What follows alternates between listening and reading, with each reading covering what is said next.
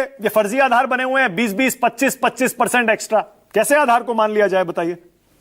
मानक जी, आपने अपने शुरुआती संबोधन में 3 स्टेट का नाम लिया, एक तो बिहार, उत्तर प्रदेश और वेस्ट बंगाल, क्योंकि तीनों जगहों पर, तीनों राज्यों पर चुनाव आने वाले हैं। मैं एक और स्टेट का नाम ले लेती हूँ, हालांकि 10 से ज्यादा ले सकती हूँ। अभी दिल्ली में 2023 का ही आंकड़ा है और UIDAI जो इसका डेटाबेस मैनेज करती है आधार कार्ड का, उसने एक जो है कि प्रेस रिलीज किया था, उसमें बताया था जो आधार कार्ड सेचुरेशन है वहां पे दिल्ली में टोटल 213 लाख पॉपुलेशन है और यहाँ पर आधार कार्ड की संख्या 227 लाख है। ये दिल्ली की हालत है। आपने दिल्ली का नाम नहीं लिया क्योंकि यहाँ पर इलेक्शन हो गया।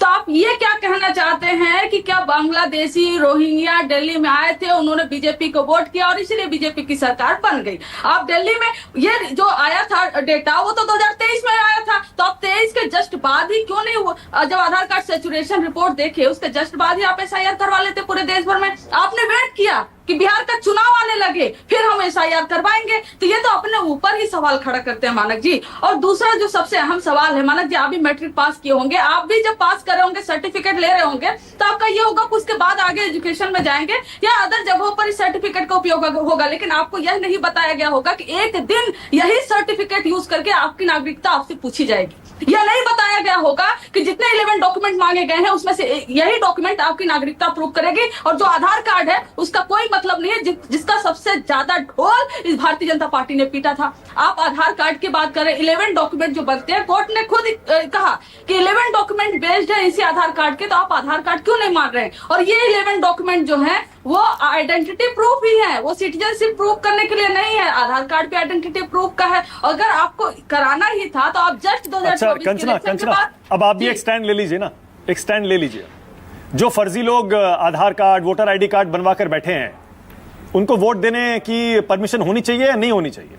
नहीं मानक जी, मैं स्टैंड ले रही हूँ और हमारा स्टैंड बिल्कुल क्लियर है कि आधार कार्ड अगर फर्जी बना है उसका जांच करना ज्यादा आसान है, क्योंकि गवर्नमेंट के पास उसका डेटाबेस है। उसका जांच करना ज्यादा आसान है कि 8 करोड़ जनता से उनका डॉक्यूमेंट मांगना ज्यादा आसान है। और 1 महीने के अंदर आपके पास आधार कार्ड अगर फर्जी बने हैं तो आप जांच करते हो, उसका फर्जी आधार कार्ड को खत्म करते आप। लेकिन अपनी गलती सुधारने के बजाय आपने बर्डन किस पर डाल दिया? बर्डन आपने 8 करोड़ जनता पे डाल दिया। हम प्रूव करेंगे कि हमारी नागरिकता क्या है, ये तो इलेक्शन कमीशन और गवर्नमेंट प्रूव करे ना कि हम इस देश के मतलब आप ये कह रही है ना, मान रही है ना, मतलब आप मान रही है ना कि जिनके फर्जी बने हैं उनको वोटर लिस्ट में नाम नहीं होना चाहिए?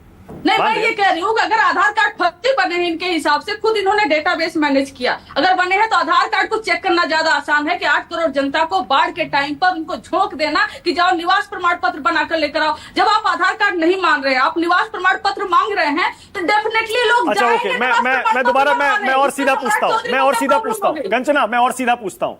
जो लोग घुसपैठिए हैं, जो इस देश के नागरिक नहीं है, उनको तो वोट देने का अधिकार नहीं होना चाहिए ना? जो घुसपैठी है वो नहीं, मैं आपसे पूछ रही हूँ तो जो दिल्ली में इलेक्शन हुआ, जो वोटर, जो आधार कार्ड इतने ज्यादा थे, वो सब घुसपैठिए थे क्या? तो सरकार बना लिए, क्यों नहीं बर्खास्त कर देती?